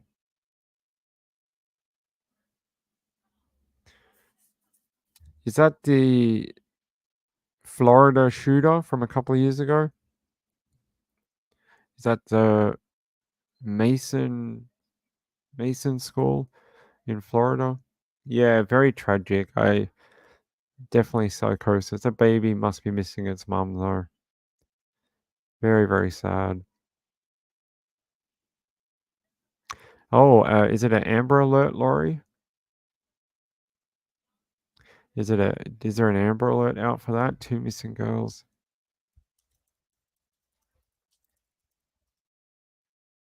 Yes, Amber Alert. 2 young foster children go missing from Florida home. Yeah, WESH has a. Yeah, we can watch it. For these 2 little girls missing from Sorrento since last night. Yeah, we're talking about 5-year-old Tilly and 1-year-old Natalia Williams, who were reported missing by a foster parent this morning. Law enforcement says they believe those girls may be with their biological mother, Dixie Williams. West 2's Haley Crumblehome is live for us tonight. Haley, you spoke with the girl's father this evening. Yep, that's right. And when I talked to him earlier tonight, he said he hadn't actually been able to get in touch with the girl's mother since yesterday. And he thinks there is a chance the kids could be with her. I was approached about 10 a.m. by some sheriffs that asked me if I had my kids. And I told them I didn't have them. You have them. That's how he found out his daughters, Tilly and Natalia, were missing. According to the sheriff's office, they had been in DCF custody for about a year and a half. We had such a great connection with our children that every time we visit, my daughter's always asking me, when can I come home? And it's like lying to your kid over and over again. The sheriff's office says the girls were reported missing by a foster parent around 7 o'clock Thursday morning. They said they had solid evidence to believe they were taken by their biological mother, Dixie Williams, Cody Williams' wife. They had a Zoom visit with their daughters just the day before. After the Zoom meeting, she called me. She told me she loved me. He says he tried calling her several times Thursday. Phone was ringing, but no answer. Williams shared how hard it's been being apart from Tilly and Natalia, but says it's been particularly hard for his wife. She's a stay-at-home mom, and I have to work all the time. That's her job, and without her job, she feels like she's nothing. The sheriff's office said they were investigating all possible alternatives, but said they had solid reason to believe Dixie Williams was in the area of this Sorrento neighborhood Wednesday night. It's my belief that possibly she does have the children. They believe it. So as far as me being worried about that at that point with her having the kids, not so much. I'm more worried about what's going to happen to her if she gets caught. As far as how Williams was hoping this would end, I want is my wife to be safe, and I need my kids to be safe. I know she will die for her kids as I would. So the sheriff's office spent today using bloodhounds, searching on foot and in the air, trying to find these girls. If you know anything, you're asked to contact the Lake County Sheriff's Office. Live in Lake County, Haley Crumblehome, WESH 2 News. What a very sad story that seems like. I mean, here's a photo there. So that's who they're looking for, Dixie Williams. It says, officials say they have solid evidence indicating that the biological mother, Dixie Williams, who lives in Hendry County, South Florida, may have taken the children. Police are looking for a silver midsize Nissan that got into the neighborhood Wednesday evening and say it's a vehicle of interest. Investigators are going through security cameras to determine how anybody could have gotten in. The community is gated and there are 3 gates that lead into the neighborhood. They're saying Tilly Williams is described as 3 feet 5 inches and approximately 45 pounds and has long straight brown hair and brown eyes. Tilly was last seen wearing grey or navy blue pajamas with multicolored hearts. Natalia Williams is 2 feet 5 inches tall, approximately 30 pounds, with short brown curly hair. She was last seen wearing a pink pajama dress and pink pants with hearts. Yeah, that guy the father seems so upset, saying like, the sheriff's asked him if he had his kids, and he's like, no, don't you have them? Like, that must have been a real reality shock for him. Poor guy. I hope they find the children safely. It happens a lot in foster children cases, unfortunately, where biological parents have a hard time disconnecting from their children, and I get it. It must be very hard, and hopefully they can find the children and get the biological mom the help she needs, and the help she needs to maybe have a better future with her children. That would be really good, right? So if they could find her, it doesn't have to be this way. She could have a better life and maybe a better relationship with her little girls later on.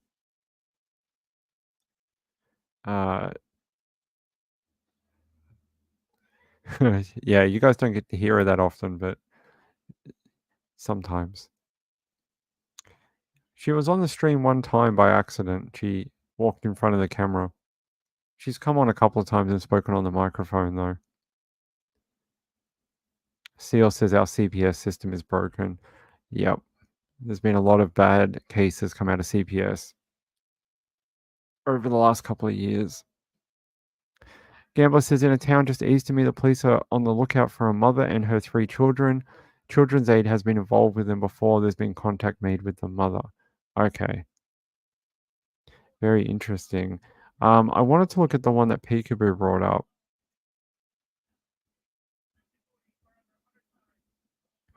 Jennifer Crumbly. Let me have a look.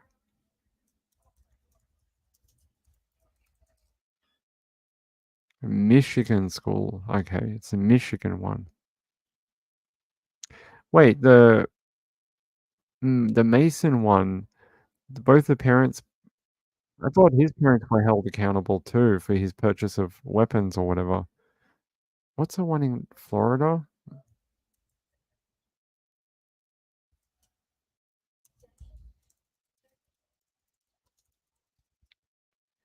Is it Parkland? Nicholas Cruz, is that the right one? Yeah, Stoneman Douglas massacre. Yeah, that one. Both his parents are dead. Nicholas Cruz's parents. I thought they tried to hold his parents accountable. Or am I thinking of a completely different case? A completely different school shooting.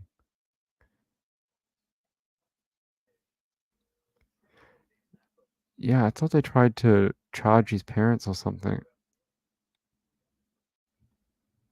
Hold on.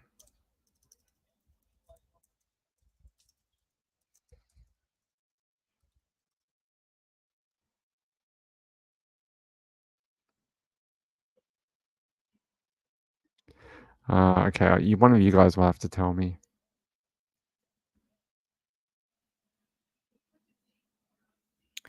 Oh, okay. Okay. Fair enough. Maybe it's a different one I was thinking of then. It must be a different case and I'm thinking of. Different school shooting, which is understandable, right? You can understand there's been quite a few. All right, let's have a look at this. Jennifer Crumbly, Michigan school shooter's mother, to testify in manslaughter trial. Ethan Crumbly's mother is facing 4 counts of manslaughter. It says Jennifer Crumbly, the mother of Michigan school shooter Ethan, will testify in her own defense. Lawyer Shannon Smith said Thursday as her manslaughter trial got underway with opening statements. Jennifer Crumbly is going to take the stand and tell you about her life, her son, and when he did something she could not have predicted. The mother is facing 4 counts of involuntary manslaughter for her role in the November 2021 shooting that left 4 students dead and 7 others injured. Jennifer Crumbly pleaded not guilty to all charges in December 2021. A separate trial for her husband, James, who is also facing 4 counts of involuntary manslaughter, will begin in March. The trial is a rare case of parents being charged in connection to a child's mass shooting. The jury selection was completed on Wednesday with 12 jurors and 5 alternates. On Thursday, prosecutors started with opening statements arguing that the Crumblies did not secure the firearm used in the shooting in a way to prevent their son from getting access to it. Prosecutors also argued that Jennifer Crumbly was still not given the opportunity to prevent the shooting on the day it happened, but wait, they're saying that she was still given. They're saying that basically one of the accusations is that she was given the opportunity to prevent the shooting on the day, but did not take action. So that's why they're bringing those charges. Days before the shooting, a teacher allegedly saw Ethan researching ammunition in class, and the school contacted his parents, but they didn't respond. According to previous information shared by prosecutors, Jennifer Crumbly did text her son writing, "LOL, I'm not mad at you. You have a right to not you have to learn not to get caught."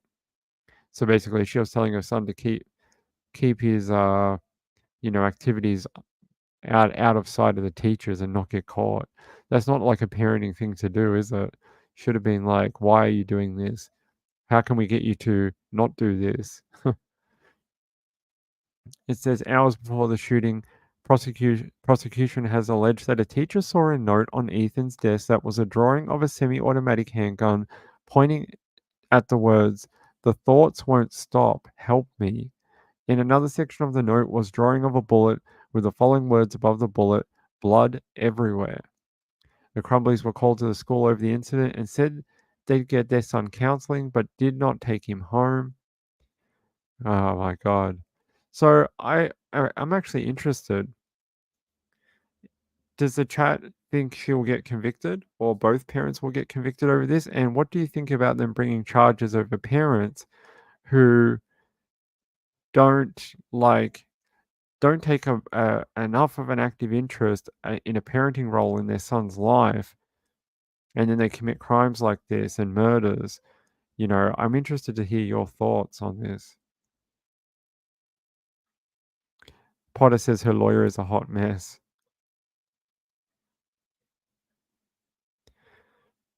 Oh, that guy? Yeah, that seemed like a warning, right?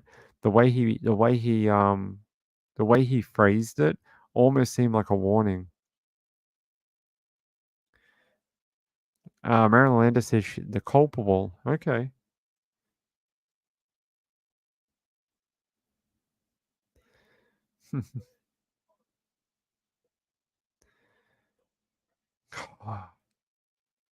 No. No, really? They actually got it? They got the mistrial? Oh my god.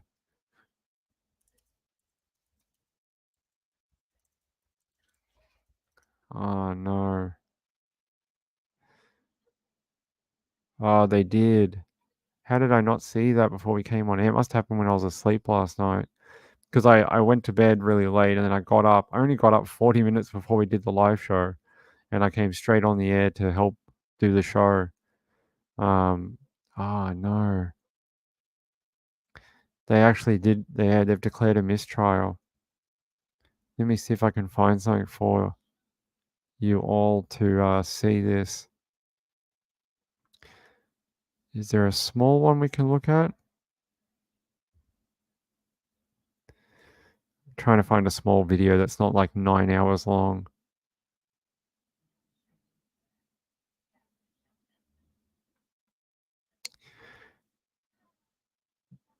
Courtesy of Law and Crime. Let's have a look at this. I got a note from our foreperson. Judge Jones, we cannot come to a unanimous decision as to a verdict. Thank you, foreperson. So that's pretty much it. We gave them the Allen charge. They went back and presumably abided by it. They've been out, and so. The only thing I would proffer, perhaps if we sent them home and told them we'd bring them back tomorrow to give it one last try. I mean, we put 3 weeks into this trial. They've only been deliberating for less than a full day. Juries have often spent days deliberating. It's almost 5 o'clock.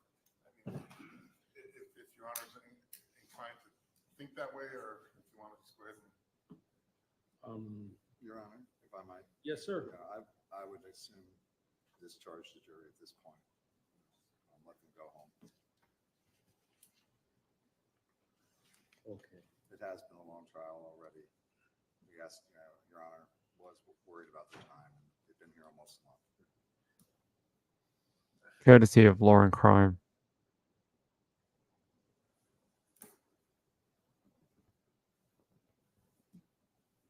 I'm looking for the right way to express this.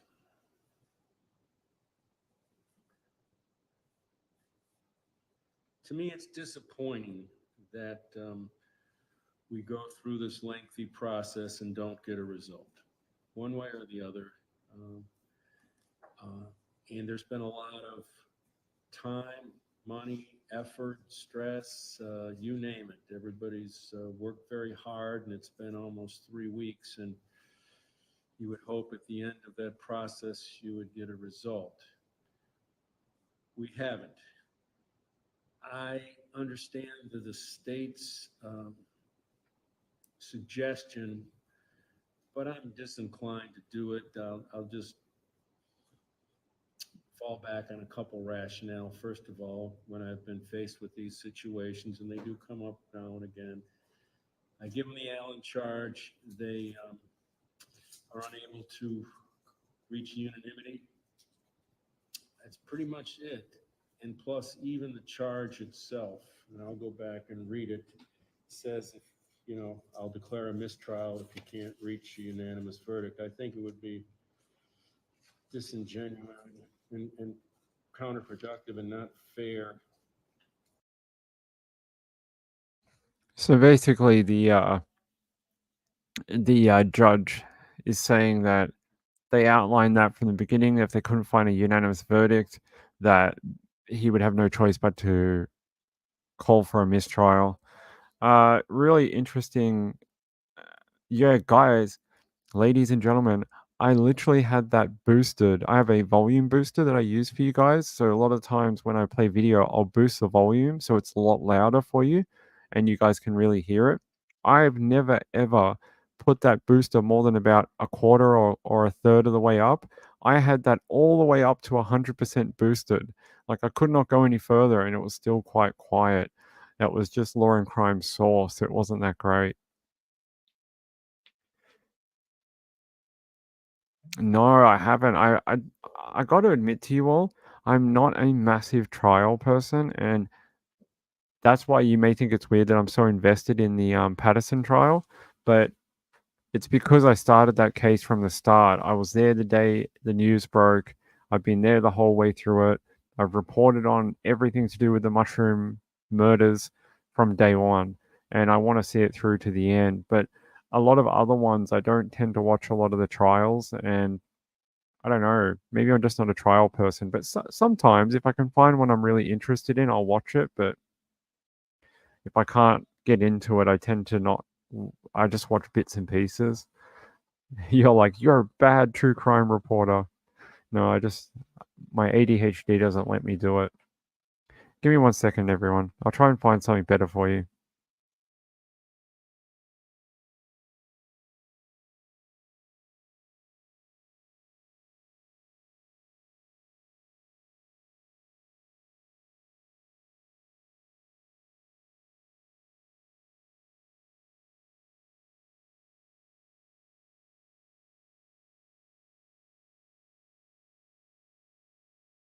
All right.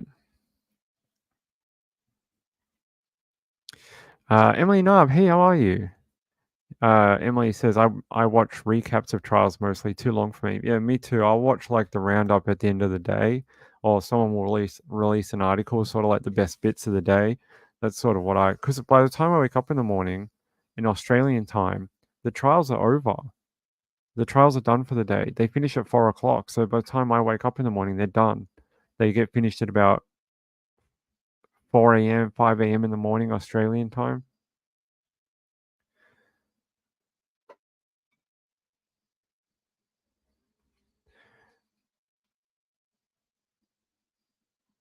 Hey, Susan R's here. Hey, Susan. How are you? Susan says, I was on a jury for a death penalty case and will try and do anything I can to get out of being on a jury if I ever get called again. It takes a lot out of you.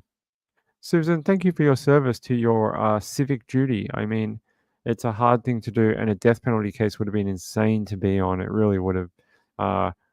Congratulations and well done for being so strong enough to get through it. I reckon it would have been a hard thing to do for sure.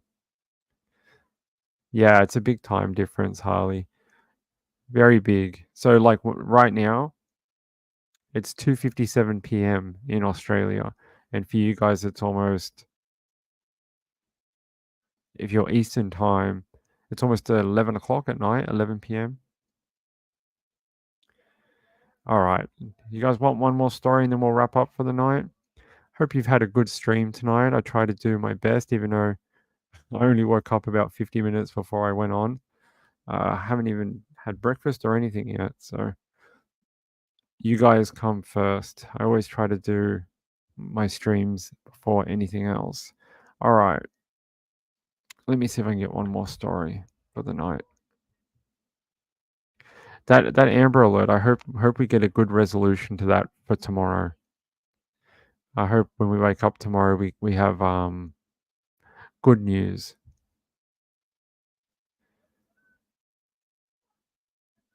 I'm just trying to find something interesting. There's a missing woman. Just trying to see if she's been found. Brittany Dukes was last seen on January 23rd. Let's see if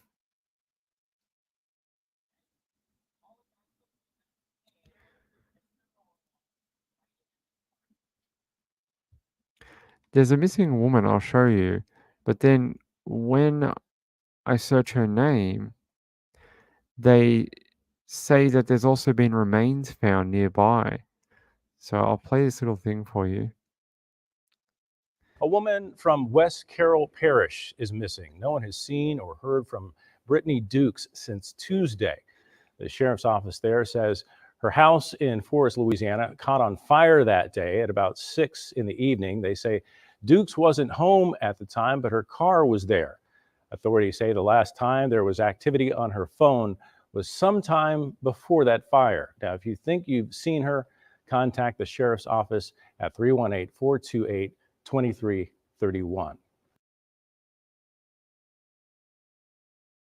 But when I search this, I'll show you. Hold on. When I search her name, this comes up. Human remains in the Quachita River. So they're saying that there was human remains found. Not far from where she went missing. You want me to do the parrot story, Woos? Is that the one you sent me yesterday? Hold on, let me have a look. Oh, yeah. Yeah, we actually have another story in Australia, but I'm waiting for Sunday Nights with Ping to talk about it. It's a real serious one. Woos knows what I'm talking about. It's a mother and daughter story. I'm waiting for Sunday night to do that one. All right. As a funny story, and Wu sent this in, British Zoo has new plan to rehabilitate its potty mouth parrots. British Wildlife Park has hatched a new plan to rehabilitate its potty mouth parrots after they unleashed a tide of expletives. Back in 2020, 5 foul-mouthed African grey parrots donated to Lincolnshire Wildlife Park in eastern England were isolated from the flock in an attempt to improve their language. But from Tuesday, the team is adopting a different, riskier approach of integrating through 3 newly donated cuss-happy birds named Eric, Captain, and Sheila alongside the original 5 miscreants into the flock. When we came to move them, the language that came out of their carrying boxes was phenomenal. Really bad. Not normal swear words, these were proper expletives. We've put 8 really, really offensive swearing parrots with 92 non-swearing parrots. If the new strategy works, the 8 parrots could learn all the nice noises like microwaves and vehicles reversing that other parrots in the flock favor. But if the other 92 instead pick up the expletives, it's going to turn into some adult aviary. So they have a risk here. The parrots who know the swear words could sort of integrate into the 92 bird flock and learn normal bird noises, or the swearing birds, when integrated, could teach every other bird the swear words, and that's what they don't know, and that's a very risky approach. Parrots precisely echo the sounds they hear, so 6 of them have got men's voices, 2 of them have got ladies' voices, and when they're all swearing, it really does sound bad. The park has installed large signs warning visitors about the parrot's language, but Nicholas said it hasn't received a single complaint. In fact, historically, we did hear a lot more customers swearing at parrots than we did parrots swearing at customers. African greys are highly social parrots, forming groups of up to 1,000 birds to roost at night in the wild and communicating with each other through various calls. Researchers believe their intelligence is almost unparalleled in the animal kingdom compared to that of apes, whales, and dolphins. Expletives are particularly easy to mimic for African greys since they are almost said in the same tone and context without any other words surrounding them. When you tell someone to F off, you usually say it the same every time. For now, the park is hoping that they will learn the sounds of the flock and mend their potty mouth ways. They said, I've just left them up there and there's lots of noises, which is brilliant, from squeaking gates to doors slamming, people laughing, and mobile phones. I'm hoping that's part of the setting in period, but I don't think they will ever lose the swear because as soon as somebody swears, they'll be swearing as well. What a bizarre story. These parrots learning swear words. Oh my god. Yeah, apparently I imagine if imagine if the other 90 parrots all learn swear words and then they have 100 parrots all swearing at the same time at park visitors. Oh, it would be a it'd be like the The 12th wonder of the world. You bad birds. Cheryl Huffman is a non-swearing person. I try and not swear on the live stream, and I do the best job I can. Occasionally one slips through, but I do the best job I can. Hey, Tharvi. Hey, my friend. How are you? Good to see you. Hope you're doing well, Tharvi. I really do. I think we're just about done for the night, unfortunately, Tharvi 40. We're going to wrap up for the night. We've almost done 1 hour, 50 minutes, a longer live show than we normally do. Trish didn't do a live show tonight, so I wanted to go a bit longer for those people who would normally come in at 10:30. It would be quite funny, Harley. I reckon it would be.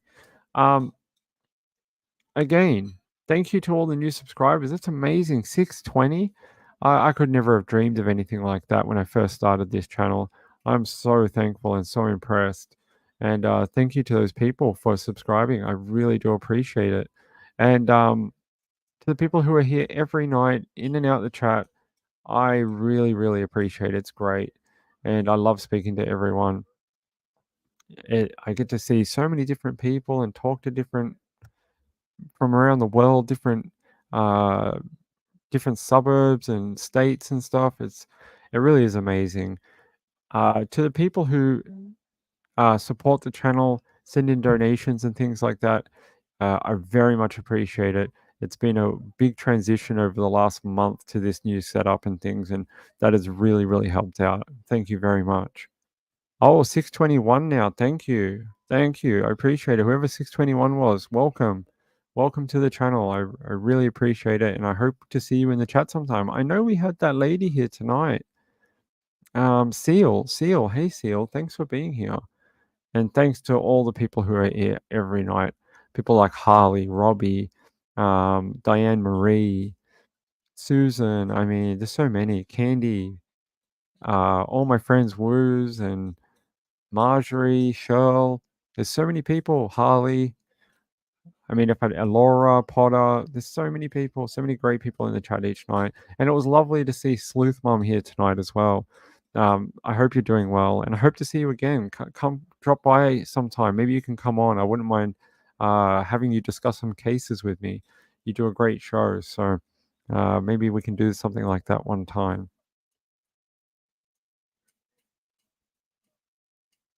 Oh, that's okay.